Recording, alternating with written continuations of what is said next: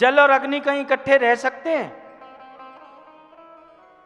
कहीं अग्नि लग जाए, आग लग जाए, तो हम जल का ही तो छिड़काव करते हैं या किसी और चीज का करते हैं? शंकर जी ने दोनों को समेटा हुआ। उसके बाद और विशेषता शंकर जी की कि शंकर जी की सवारी नंदी बैल और पार्वती मां भवानी, उनकी सवारी क्या?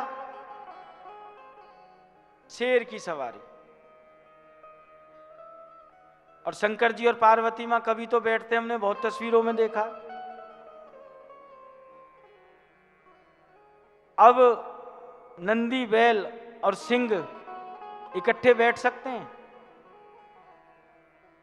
यह भी बहुत बड़ी विषमता है, बहुत बड़ी विषमता है। उसके बाद शंकर जी के पुत्र हुए कार्तिकेय जी, जिन्हें खड़गानंद जी भी कहते हैं। हमारे रोहतक साइड की सारी पट्टी, ऐसा मानना है, कार्तिकेय जी का साम्राज्य था। उन्होंने वाहन लिया मोर, और शंकर जी के गले में कौन है? सांप। मोर और सांप का भी कोई मेल नहीं है, या है? ऐसे बताते हैं, जो सर्पों में पुनर्जन्म की विदा है,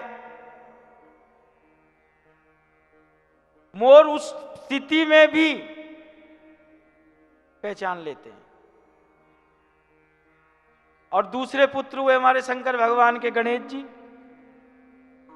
और उनकी सवारी कौन? चूहा। पर यह शंकर जी की विशेषता है, ये शंकर जी की महिमा है।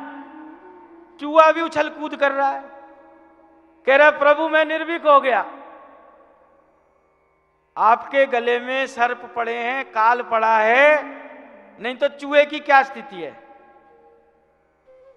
सांप तो कभी अपना बिल भी नहीं बनाता, वो तो बने बनाए चूहे के बिल में घुसेगा, और चूहा हाथ जोड़ के खड़ा हो जाएगा कि महाराज आ गए? कि हाँ आ गए, कि बस इतने दिन का आनंद था, अब हमारे मकान भी लो और हमारा प्राण भी लो।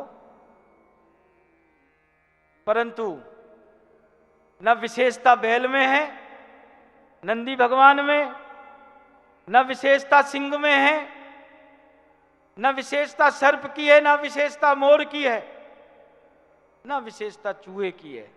ये विशेषता किसकी है? भोले भंडारी की है, शंकर जी की है, कि सबको इकट्ठा एक जगह बांधा हुआ है। सीताराम सीताराम।